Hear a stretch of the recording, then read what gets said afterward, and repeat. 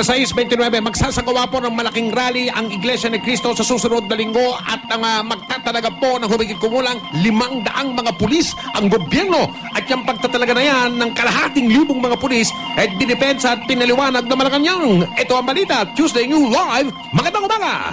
Magandang umaga, Mike. Nangatwira ng Malacanang sa gagawing pagpapakalat ng Philippine National Police ng daan-daang mga pulis sa gaganaping Grand Evangelical Mission ng Iglesia ni Cristo sa Quirino Grandstand sa Pebrero 28. Ito ay sa kabila ng paniniyak ng palasyo na hindi sila nababahala sa malaking pagtitipong ito. Hindi nababahala ang Malacanang dyan sa malaking pagtitipon ng Iglesia ni Cristo? Hindi. Pero kalahating libong pulis ang padadala nila ron. Ganun ba yun? Tuesday? Oo. Okay. Siyempre, dapat pantay sarado. Okay.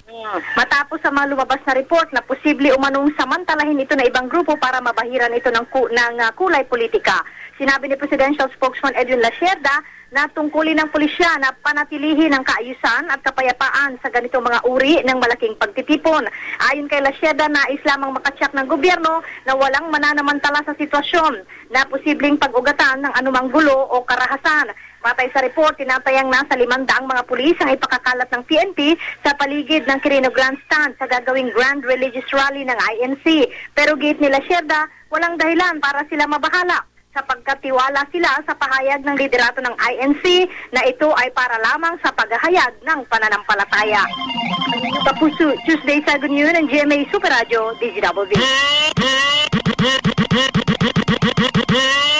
morning! Ito ang saksi sa Double B!